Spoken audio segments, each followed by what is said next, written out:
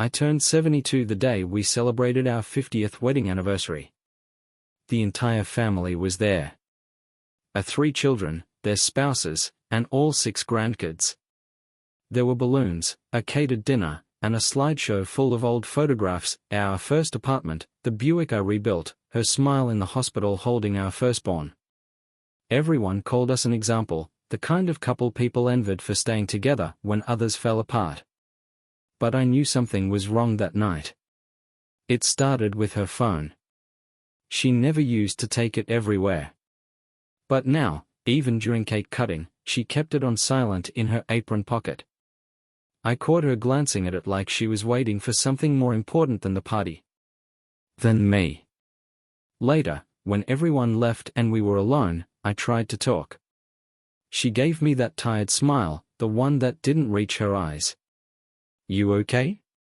I asked, pouring us both some whiskey. "I'm just tired," she said, eyes not meeting mine. "It's been a long day." That night, after she went to bed, I found her phone on the bathroom counter. I didn't want to look. I swear, I didn't. 50 years of loyalty teaches you to trust. But something twisted in my gut told me I had to. It was locked. But I knew the code. She never changed it from our youngest daughter's birthday. I opened the messages. There weren't many. She was careful. But one thread was labeled Carl G. Carl was our neighbor. A widower. Quiet guy. Used to come over to help me fix the porch. We barbecued together. I thought of him like a brother. I opened the thread. "I miss your hands on me," the top message read. Sent at 11:47 p.m. on the night before our anniversary. I stood in that dim bathroom, shaking. I wasn't angry. Not yet. Not even hurt. Just hollow. I scrolled further. Another message. "A week ago. When he's asleep, I think about how you made me feel. You still make me feel like a woman." I couldn't read more. I left the phone exactly where I found it. Went to bed. Pretended to sleep next to a woman who had already buried me in her mind. The next morning, I made coffee. Pancakes. The usual. She came downstairs with her hair in a messy bun, humming a tune from the 80s. Same as always. And I watched her move through the kitchen, knowing she had someone else's name on her lips just days ago. She didn't know I knew. That gave me power. I didn't shout. I didn't accuse. I stuttered. Over the next week, I noted every move. Every grocery trip that took longer than it should. Every sudden text that made her smile faintly and turn away. Every time she wore makeup to run errands. Then I got lucky. She left her second phone in the glove box of the car we both shared. I didn't even know she had one. It was cheap. Prepaid. But it had the same number she used to message Carl. Now, I had everything. Photos. Messages. Voice recordings. She told him things I hadn't heard in years. "You're the only man I ever really loved. I had served 2 tours in Vietnam. Raised 3 kids. Paid off our house. Nursed her through breast cancer. I never cheated. Never looked at another woman." But none of that mattered to her anymore. She was living in a fantasy. Thinking I was old, dying, and blind. I wasn't dying. I had cancer, yes. Stage 1. Easily treatable. But I let her think otherwise. I told her the diagnosis was bad. That I might not make it another year. I watched her eyes. No tears. Just the tight smile of someone trying to look sad. She thought the countdown had started. That was her mistake. Because I wasn't counting down to death. I was counting down to justice. The morning after I read her messages, I stood in front of the mirror for a long time. My face looked the same. Wrinkled, sure. Weathered. But strong. My eyes were still sharp. I didn't look like a man waiting to die. I looked like someone who just remembered who he was. She was humming again downstairs. Making oatmeal. Same routine. Same rhythm. But nothing was the same now. I watched her pour my coffee like she'd done 1,000 mornings before, but this time I knew her hands had been on someone else's body just days ago. That smile she gave me, that soft brush of her hand across my arm, it was a performance now. And I let her perform. That day, I went to my oncologist. I asked for the details of my condition, clear and simple. It was treatable. Minor radiation, maybe some pills. Not life-threatening. But when I came home, I told her the opposite. They said it's advanced, I lied. I might have a year. Maybe less. She dropped the spoon into the sink. It clattered louder than I expected. Her face went pale. Not devastated. Not heartbroken. Just stunned. I watched her reaction closely. That tightness in her jaw. That little pause before she said, "We'll get through this together." But I knew. That moment told me everything. She wasn't mourning me. She was recalculating. That night, she went to bed early. Again. I waited 30 minutes. Then followed her quietly. She wasn't asleep. She was texting. I leaned against the doorway and watched her fingers move. She didn't hear me. The glow of the screen lit her face. "Can't talk now," she typed. "He thinks he's dying. It won't be long." I backed away before she could see me. I didn't sleep that night. But I dreamed, with my eyes open, about what I'd do next. Over the next few days, I built my act. Weakness in my walk. A hand to the lower back. Short breaths. Sometimes I'd pause halfway up the stairs and sit down. She asked fewer questions than I expected. She just adjusted. She stopped cooking my favorite meals. Stopped folding my shirts like she used to. Started going out more. "Book club," she said. I followed her once. Just once. Enough to see her meet Carl outside a diner 20 miles away. He touched her cheek. She leaned into it like a teenager. They kissed. She smiled wider than I'd seen in years. I recorded it from my truck. Zoomed in. Saved the file. She came back home that night humming again.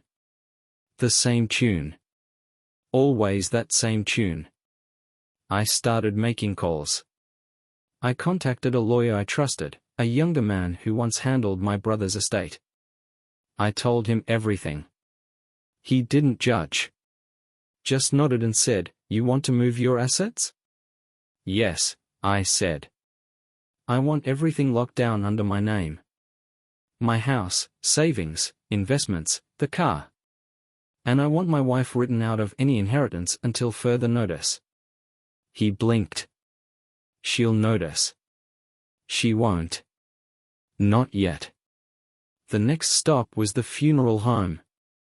I knew the owner. We used to golf. "I want to pre-plan everything," I said. "Casket, burial plot, obit, flowers, photos, the works. As realistic as possible." He looked confused. "You planning your own funeral?" "Exactly. And I want it private. Family only. No public announcements until I say so." He nodded, a little hesitant, but agreed. Money speaks louder than questions. Over the next 2 weeks, I put every piece into place. She didn't suspect a thing. She was too busy being the supportive wife to my face, and the secret lover to Carl behind my back. I started fading more. Let her see me sit down more often. Let her hear me sigh. I even let her catch me staring at old photo albums. She began to talk to me like I was already halfway gone. "Do you remember our trip to the lake?" she'd ask, misty-eyed. "Of course," I'd say. "You wore that blue dress I liked." And I'd smile, knowing damn well she was already erasing me in her heart. Then came the night she didn't come home at all. No explanation. No message. When she walked in the next morning, wearing the same clothes as the day before, she just said, "Sorry. Karen's husband had a stroke." I stayed with her. She didn't even try to make it sound believable. I just nodded. "Hope he gets better." Inside, I was cold as stone. I updated my lawyer that day. Told him to finalize everything. My obituary was written. My funeral scheduled. The date set 2 weeks ahead. My children were told, but only the basics. That I wanted something small, something peaceful. They were concerned. I lied through my teeth. All that was left was for her to play her final role. And she would. Oh, she would. 2 weeks. That's all the time I needed to fake my death. I'd rehearsed every moment in my mind 100 times. Every lie I'd tell my children, every look I'd give my wife, every paper I'd sign. And I played my part to perfection. I told the kids I didn't want them around for my treatments. That I wanted peace, dignity, and quiet. They didn't like it, but they respected it. I used the same lines I used when their grandpa passed, "Let me go in peace. Don't remember me as weak." I could hear the guilt in their voices. I played that too. Meanwhile, Susan began to unravel. Not in front of me, never that. To my face, she was sweet, doting, kind. But the mask slipped when she thought I wasn't watching. She stopped wearing her ring. Said it was tight. Arthritis, she claimed. She left the house more. Came home later. Sometimes she didn't come home at all. One night, she told me she was going to visit her sister in the next town. I nodded. Told her to drive safe. I watched her taillights disappear down the road. She didn't visit her sister. I knew that because I'd already called her sister that morning. "She's not coming here, John," her sister said flatly. "She hasn't visited me in months." That was the moment I felt something new, and not rage, not heartbreak, just confirmation. Cold, clinical clarity. I went to the funeral home again the next day. Finalized the last details. Paid cash. The coffin was oak. Polished. Traditional. I picked the same music she once said she wanted for her own funeral. The irony made me grin. Then came the performance of a lifetime. I went to the hospital for a procedure. Just a quick outpatient visit, nothing major. But I told Susan it was serious. That I might not come home. She barely looked up from her tea. "I'll call the kids," she said. "No," I told her. "Wait until we know more." That afternoon, while she thought I was under anesthesia, I was instead being picked up by my lawyer and driven 3 hours away to a private lodge I'd rented months in advance. It was remote, peaceful, and most importantly, off the grid. There, I stayed for 3 days. No phone. No email. No trace. Meanwhile, Susan got the call she must have been waiting for. "Your husband didn't make it." Delivered by a nurse friend I'd paid under the table. She was in on it. So was the coroner. So was the funeral director. Paperwork was prepared. Legal. Everything legitimate on the surface. Susan cried. She wailed. She called my children. They flew in. And just like that, I was officially dead. They planned a service. Small, private, as I'd requested. And Susan played the grieving widow to the letter. She wore black. Read a Bible verse. Spoke about love and loyalty. My kids cried. My grandkids hugged her. She even kissed my coffin. But she had no idea that the coffin was empty. 3 feet underground, nothing but sandbags. I watched the funeral from a borrowed car 2 blocks away. Sunglasses, hat, tinted windows. I saw her walk out of the chapel with Carl on her arm. Not crying anymore. Smiling. That night, she didn't sleep alone. And I didn't sleep at all. My lawyer met me the next morning. Handed me the final papers. My accounts had been shifted. My will executed. My assets were in a trust. Susan couldn't touch a dime without triggering a legal investigation into her relationship with Carl. The kind of investigation that would expose her affair publicly, damage her reputation, and jeopardize every dollar. She didn't know that yet. She would soon. There was only one thing left to do, write the letter. I sat at the lodge with a fountain pen and a stiff drink, and I wrote it in one go. Dear Susan, it began. You mourned me for 3 days. That's longer than I expected. I suppose I should be grateful. But I'm not. I watched you kiss a coffin that you thought held the man you married. You lied to our children. You played the victim. But you forgot something. You married a man who knows how to wait. How to watch. How to strike only when it counts. I gave you 50 years. You gave me betrayal. I've taken back my life, my money, my dignity. All that's left for you is a name on a stone and the silence I leave behind. You buried me too soon, Susan. And now I've buried you in return. John. I sealed the letter. Sent it through my lawyer. Then I lit a cigar, walked outside, and listened to the wind roll through the trees. I wasn't done yet. But the war had officially begun. 3 days after the funeral, Susan went shopping for new furniture. I watched her from across the street, parked inside a rental car with tinted windows. She walked out of the store laughing, her hand hooked into Carl's arm. They looked like high school sweethearts picking out their first sofa. She pointed at something in the window. He smiled. She leaned her head against his shoulder. It had only been 72 hours since she buried me. She didn't seem to be grieving. She seemed free. That same night, she hosted dinner for Carl at our house. My house. The one I built with my hands in 1981. She cooked the same roast beef she used to make for my birthday. Candles. Wine. Music playing from the old stereo. She served him on my wedding china. I know because I saw it all. The cameras I had installed months ago were still active. Small. Hidden. Wireless.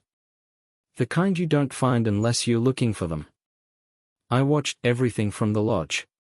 Every smile, every touch, every damn second. He kissed her in my chair. She laughed in my robe. She moaned in our bed. But the worst part wasn't what they did. It was how easy it was for her. Like 50 years meant nothing. Like I'd never existed. The next morning, she took Carl to the bank. She smiled sweetly at the clerk. Asked about accessing our joint account. Showed her ID, told her about my passing. The clerk hesitated. Then explained that there had been a freeze placed on the account. Per the executor's instructions. Susan frowned. Played confused. What executor? That's when she was handed a sealed envelope. Inside was a letter with my signature and my lawyer's contact information. Nothing else. I imagine her hands shaking when she read it. I hope they did. Carl tried to keep her calm. He didn't know he'd already been flagged in a background check we ran 2 weeks ago. His construction business? Full of shady contracts and unlicensed labor. One phone call to the Department of Labor, and Carl's entire operation would be under investigation. That call was already scheduled. Meanwhile, my lawyer sent documents to my children.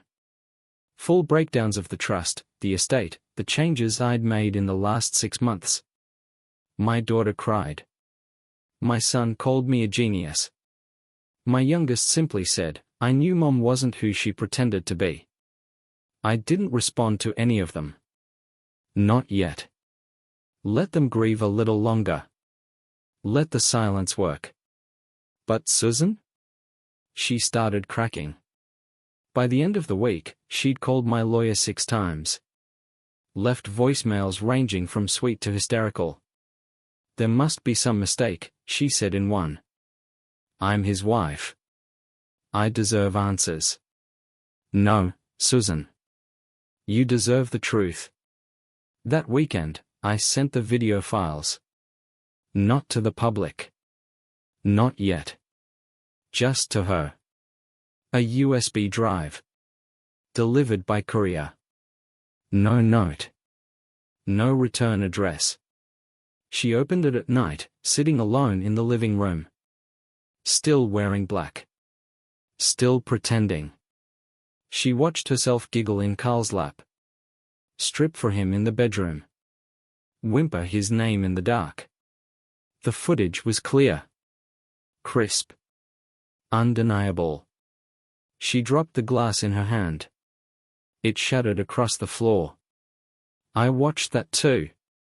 The next day, she didn't leave the house. She sat in the kitchen for hours, staring at nothing. Occasionally she'd get up, then sit back down. Her phone buzzed several times. She ignored it. Carl showed up around noon. Knocked. Waited. She didn't answer. Eventually, he left. That night, my lawyer delivered the second envelope. Inside, the full text of my will. She was left with nothing. No house. No savings. No insurance. Only the car. And even that was under a temporary lease. She tried calling again. Cried this time. John, please. I made a mistake. Mistake? You made a choice. 50 years of shared life. Of trust, of family, of memories. She threw it away for cheap motel sheets and meaningless whispers. For a man who poured concrete for a living and couldn't spell fidelity if you spotted him the first 5 letters. I turned off the video feed. I'd seen enough. The next stage was coming. Public exposure. Consequences. Closure. But I wanted to give her one more moment. One last scene to haunt her forever. So I wrote her again. A small envelope. Handwritten. She opened it the following morning. It simply read. I watched your funeral tears. They were convincing. You should act. But remember this. While you were burying me, I was burying everything you thought you owned. Jay. She didn't cry that time. She screamed. 2 days after I sent the letter, Susan went to the police. She claimed harassment, said someone was stalking her, sending her threatening messages. She brought the USB drive. She didn't know it had been wiped clean before she handed it over. No files. No evidence. The officer she spoke to was polite but unmoved. He said, "There's no crime in sending you a letter. No law against a video with no content." She left the station angry. Not afraid, furious. Because she wasn't scared of me. She was scared of the one thing she couldn't control, it being exposed. That same afternoon, Carl received a visit from the Department of Labor. An investigator asked questions about his subcontractors, about his permits, about the last 5 jobs he completed. Carl stammered. His records were messy. Too many cash deals. Too many unlicensed workers. They flagged 3 violations on the spot. Gave him a warning. Scheduled a follow-up. By evening, half his crew had walked off the site. He called Susan. She didn't answer.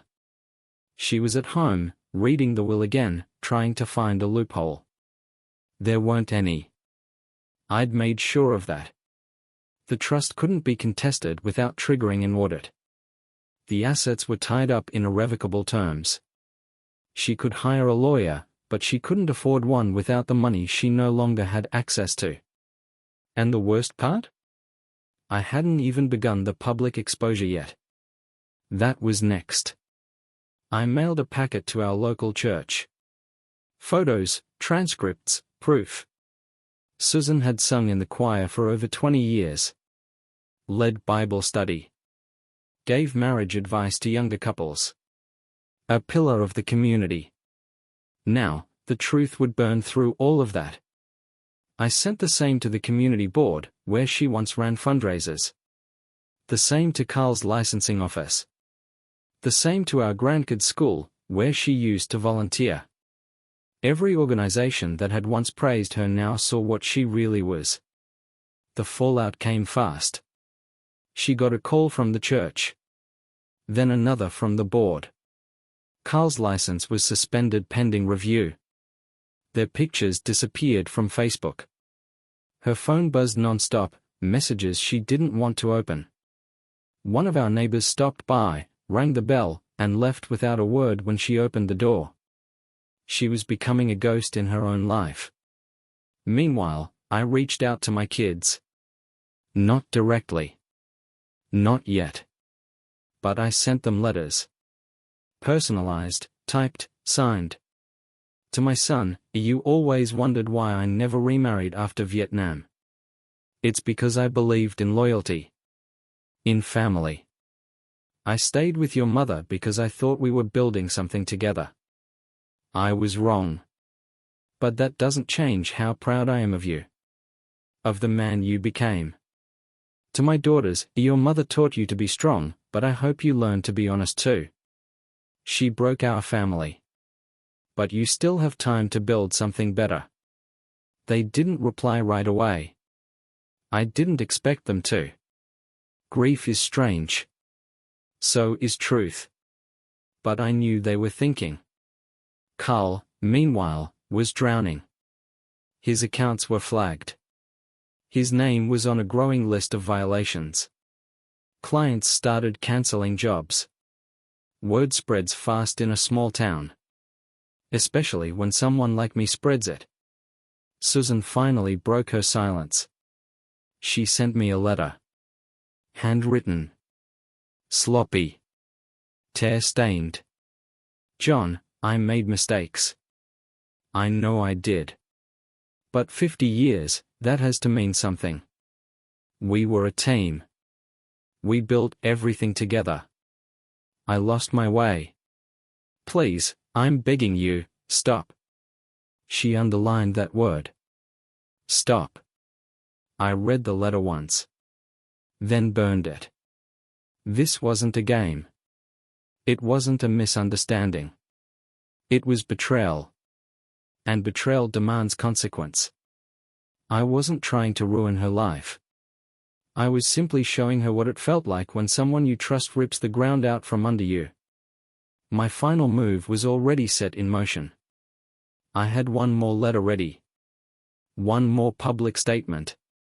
Not about revenge, but about truth. It was addressed to the local paper. It wasn't dramatic. It wasn't even cruel. It simply told the story of a man who gave his life to a marriage, only to find out he'd been a shadow in his own home for years. It included dates. Details. Not salacious, but surgical. And at the end, a single sentence.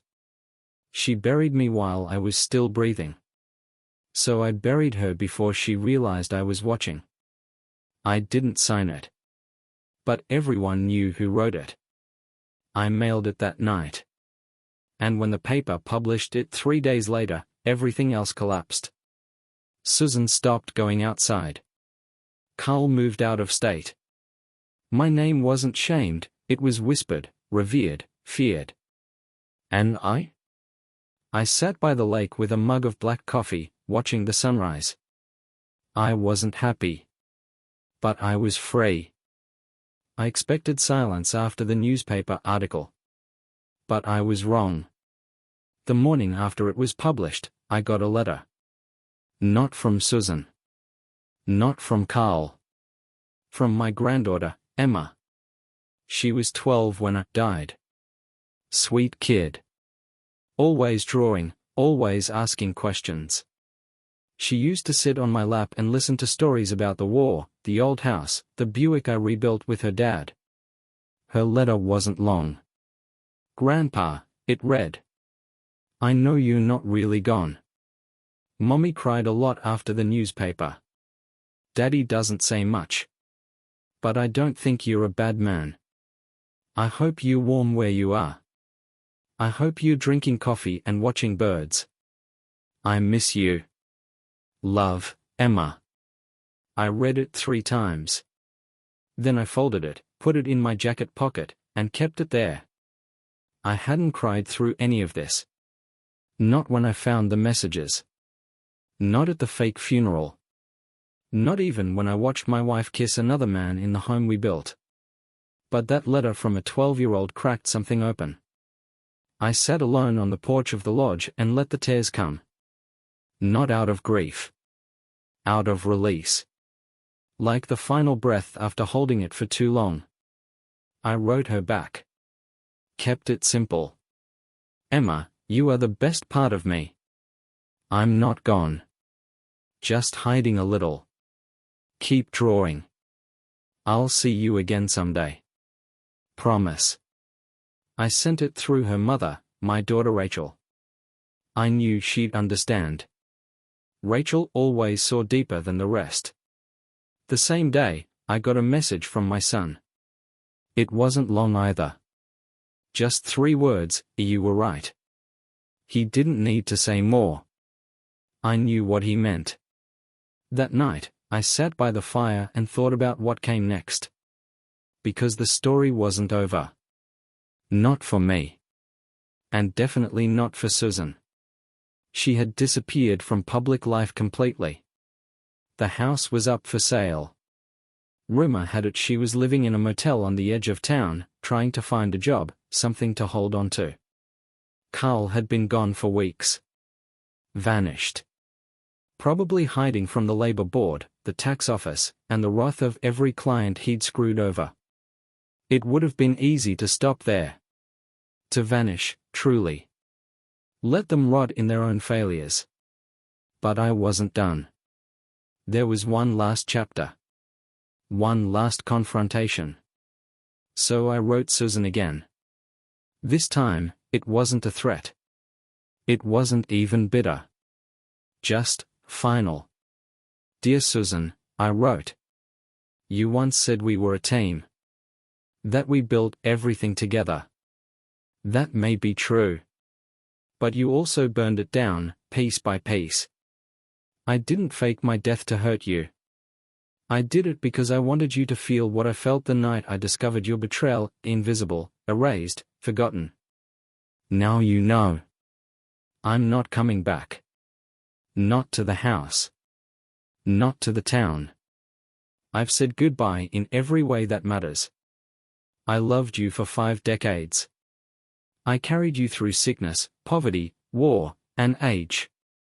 But love isn't blind. Not forever. You opened the door to another man and closed it behind me. So now I'm gone. And this time, it's real. John. I didn't sign it with anger. I signed it with peace. Then I mailed it. No copies. No backups. Just one letter, sent to the motel where she was reportedly staying. After that, I turned off everything. The cameras. The feeds. The alerts. I erased the files. Burned the printed photos.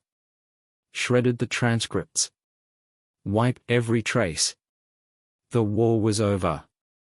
And I'd won. Not because I'd destroyed her, but because I'd found something she never could, a peace. That evening, I packed my bags. Left the lodge keys under a stone by the stairs. Took one last look at the mountains. Then I drove. No destination. Just miles of road, music on low, windows cracked, and air that tasted like freedom. I stopped only when I reached the lake. Not the same lake we used to visit. A new one. Quieter. Unknown to most. I rented a small cabin. Nothing fancy. Just enough for coffee, books, and quiet. No phone. No internet. Just birds in the morning and crickets at night. That's where I live now. People think revenge is loud. Explosive. But sometimes it's just silence. Sometimes it's the absence of someone they never thought would leave. Susan had taken everything from me. And yet, I had more now than I ever did with her. Because now, I had myself. It had been 3 weeks since I disappeared for good. The days passed slowly at first, like syrup sliding down glass. I didn't have a schedule. I didn't need one. I woke up with the sun, made black coffee on an old stove, and sat on the porch of the cabin, watching the water shift in the wind. I didn't miss my old life. Not the house. Not the town. Not the sound of Susan's voice in the morning. But I missed connection. Not people, exactly. Just meaning. A sense that I wasn't just a ghost in my own timeline. Then she showed up. Her name was Claire. We had met once, decades ago, at a veterans support group. She was there with her brother, I with a friend. We spoke briefly, then life pulled us in different directions. She found me through Rachel, my daughter. Apparently, they'd crossed paths in a charity program. Rachel had mentioned I was gone, but not how. Claire had asked questions. Rachel hadn't given answers. But Claire had remembered my stories. My name. And one day, she stood at the edge of the dock, holding a brown paper bag and wearing the same red scarf I remembered from 1987. I didn't say anything at first. Just watched. She gave me a soft smile. You always were hard to forget, John. I nodded. You too, Claire. She sat beside me on the dock. We didn't talk for a while. Just listened to the lake, the birds, the creaking of wood under our weight. She opened the paper bag. Pulled out 2 turkey sandwiches and a thermos of lemonade. I figured even the dead get hungry eventually, she said. I laughed. The first real laugh I'd had in months. She didn't ask questions. Not right away. And I didn't offer answers. But over the next few days, she kept coming back. Sometimes with food. Sometimes with old music. Sometimes with silence. And I let her. Because I wasn't angry anymore. I'd done what I came to do. I'd buried the life that betrayed me. But I hadn't expected what came after. Peace is strange. It doesn't fill you, it strips you down. Makes you face the bones of who you really are. I was a man who'd lived with purpose, with loyalty, with love. And I'd been betrayed. But I was also a man still breathing. Still capable of feeling. Claire didn't try to fix me. She didn't pity me. She just existed beside me, like an echo I hadn't known I was missing. One night, we built a fire by the lake. She brought marshmallows. I brought whiskey. We sat close enough to feel the heat, far enough to keep the silence comfortable.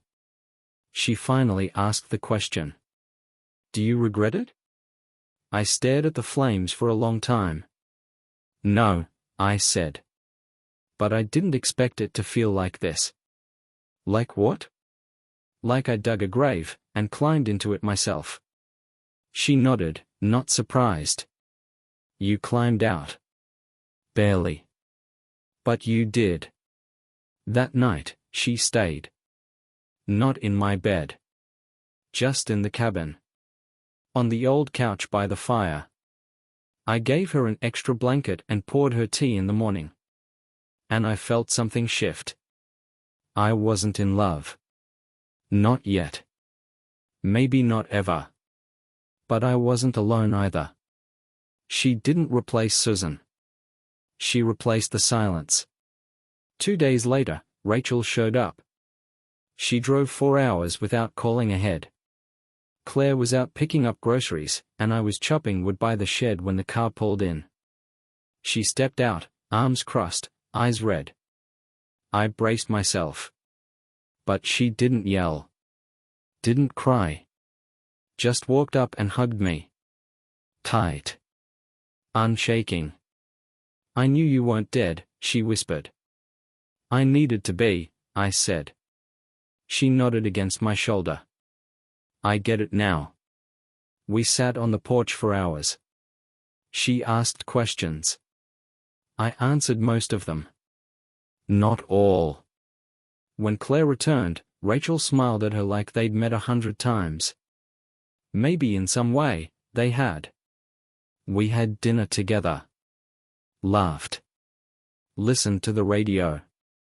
It wasn't a holiday, but it felt like one. That night, after they'd both gone to bed, I stood on the porch and looked out at the stars. For the first time in a long time, I didn't feel like I was surviving. I felt like I was living again. The days with Claire settled into a quiet rhythm. We didn't talk about Susan anymore. Or Carl. Or the house I left behind.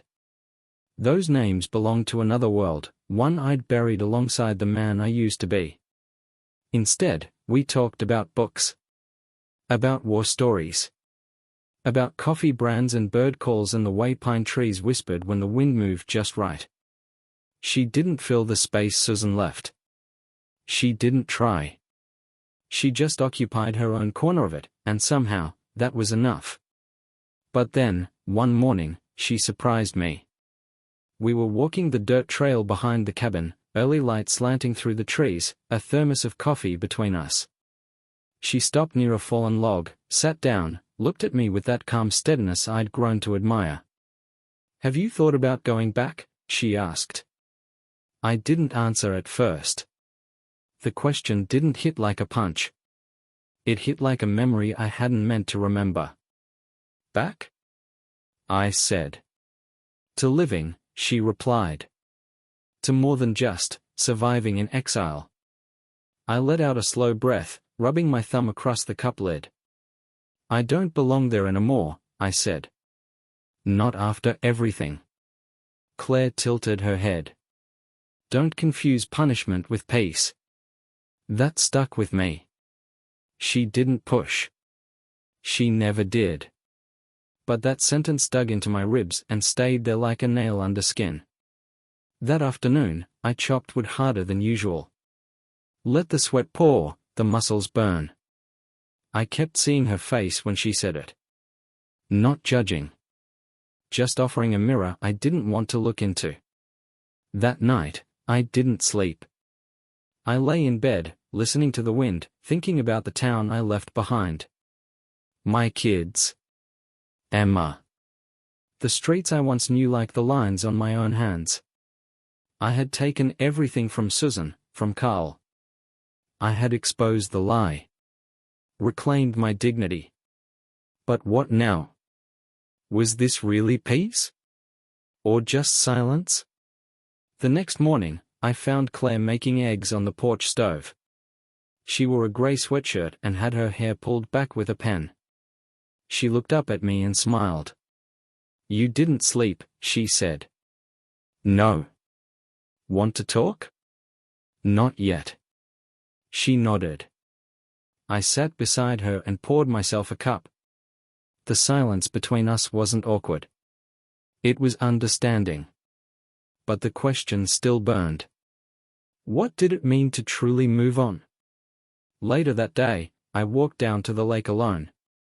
Sat on the edge of the dock, shoes off, feet just above the water. I pulled out Emma's letter from my pocket. Folded and refolded 100 times now. The ink slightly smudged from wear. I read it again. I miss you. 3 simple words. She hadn't chosen sides. She hadn't needed to. She just missed me. And for the first time, I wondered what it would mean to see her again. Not to explain everything. Not yet. But to show her that I was still there. That I hadn't disappeared forever. That evening, I found Claire reading on the porch. I sat across from her. I've been thinking about what you said, I said. She looked up, calm as always. Which part? About punishment. She waited. I think I confused one for the other. Thought I was choosing peace, when really, I was hiding. Escaping.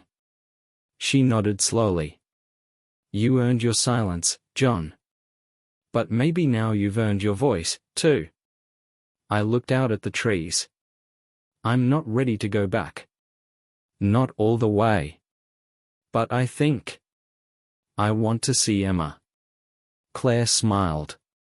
That's a good place to start. That weekend, I wrote a new letter. This time addressed directly to Emma. In it, I told her that I was safe. That I missed her. That one day, we'd go fishing together. That maybe, soon, we could meet somewhere quiet. No pressure. Just a little sunlight and stories. I mailed it through Rachel. A few days later, I got a reply. A drawing. It was of a cabin, a lake, a man with a gray beard and a little girl holding a fishing rod. Next to them stood a woman in a red scarf. At the bottom, in neat block letters, it read, I never stopped loving you, Grandpa. I pressed the paper to my chest and closed my eyes. The war was over. But maybe the healing was just beginning. We met on a Thursday. Not in town. Not near the old neighborhood. I asked Rachel to bring Emma to a quiet park 2 hours away, near the hills, where no one would recognize me. Rachel agreed, no questions asked. She knew this was for Emma, not for the past. I waited on a bench under a maple tree, my hands clasped around a paper cup of coffee that had long since gone cold. I'd arrived early, nervous in a way I hadn't felt since my wedding day. When I saw them walking up the path, I stood. Emma ran. She didn't scream. She didn't cry. She just wrapped her arms around my waist and buried her face into my coat. I knew you weren't really gone, she whispered. I held her tighter than I'd held anything in years. Rachel watched us from a distance, giving us space. I met her eyes. She nodded. There was no judgment in her face. Only understanding. We sat on the bench together, Emma and I. She told me about school, about her dog, about how she kept my photo in her backpack every day. I told her about the lake. The trees. The stars at night. I didn't talk about Susan. I didn't need to. She already knew enough. Mom doesn't like to talk about it, Emma said quietly. But I hear things. I saw the article. I know what she did. I looked at her. She was only 12, but her eyes held something far older. You don't need to carry that weight, I said. But I do, she replied. Because it hurt you. She leaned her head on my shoulder. We sat like that for a long time. Then Rachel joined us. We talked like a family again. Not broken. Just healing. I told them I wasn't ready to come back full-time, but that I wanted visits. Letters. Connection. They agreed. We said goodbye just before sunset. As they drove away, I felt something I hadn't felt since before Susan betrayed me, hope. But hope, I'd learned, is fragile. That night, back at the cabin, I found a letter on my doorstep. There was no stamp. No envelope. Just a folded piece of paper weighed down by a stone. I unfolded it. The handwriting was shaky but familiar. John, it began. I know I have no right. I know I'm the last person you want to hear from. But I had to write this. Just once. Please, read it. I was lonely. That doesn't excuse it, but it's the truth. After your diagnosis, I felt something fall apart inside me. I'd spent so many years being the caretaker, the rock. And suddenly, I was standing at the edge of the end, and I panicked. Carl was a mistake. A coward's comfort. I never stopped loving you. Not truly. I just forgot how to hold on when things got dark. I've lost everything now. And maybe that's justice. Maybe I deserve to. But I wanted you to know, I remember the sound of your laugh. I remember the way your hands looked when you built our first porch. I remember the night you came home from overseas and held me like you never wanted to let go. If this is goodbye, then please let it be with some part of you knowing that I was yours, even when I forgot how to show it. Susan? I read it once. And then again. It didn't change anything. But it stirred something. Not love. Not forgiveness. Just memory. I burned the letter that night. Watched the flames curl the edges, blacken the ink, and turn regret into smoke. Claire found me sitting alone outside. Everything okay? She asked. I saw Emma, I said. That's good. And I got a letter from Susan. Claire didn't flinch. Do you want to talk about it? No, I said. But thank you for asking. She sat beside me. We didn't speak again for a while. The fire crackled. The wind whispered through the trees. I wasn't angry anymore. Not at Susan. Not at myself. The war was over. The pain was quieter. But it would never fully disappear. Some things don't. But that doesn't mean you can't live again. I looked up at the stars, and for the first time since the betrayal, I didn't feel haunted. I felt human. I didn't tell anyone I was leaving. Not Claire. Not Rachel. Not even Emma. I packed only what I needed, 2 shirts, a sweater, a flask, and the drawing Emma had sent me. I left everything else behind in the cabin. The books. The pans. Even the old fishing rod leaning by the door. I wasn't running. Not this time. I was finishing something. The drive back to town felt like returning to a battlefield after the dust had long settled. Familiar roads, unfamiliar silence. The houses all stood the same, but something inside them had shifted. Maybe it was me. I parked 4 blocks away from the old house. My house. I didn't go inside. I didn't need to. It had already been emptied, sold off to a faceless buyer, the furniture boxed, the memories erased. But I stood outside for a while. The tree I planted in 1983 still stood tall. The steps I rebuilt after a storm still creaked in the same spot. The porch swing swayed gently in the wind, untouched, as if waiting. That was all I needed. I turned and walked to the cemetery. It was late afternoon, and the sky had turned that quiet silver that comes before dusk. I passed rows of names I didn't recognize, memories I hadn't shared. But I wasn't there for anyone else. I was there for me. And for her. There wasn't a gravestone. Just a plaque. Simple. Temporary. Susan had requested cremation, but I had never fulfilled it. She wasn't dead, after all. But I had paid for the plot. For the plaque. For the symbol. It read, Susan Miller, beloved wife, devoted mother, remembered forever. I sat beside it and read the words over and over until they lost meaning. She had been all of those things. And none of them. People talk about closure like it's a door you can slam shut and walk away from. But it's not a door. It's a mirror. You look into it and see every version of yourself staring back, who you were, who you became, who you had to be to survive. I stayed there until the light faded. I didn't cry.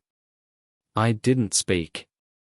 I just let the silence answer every question I never got to ask.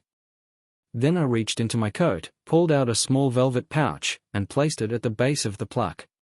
Inside, and my wedding ring. The same one I had worn for 50 years. I stood, stepped back, and saluted, not like a soldier, but like a man saying goodbye. Then I left.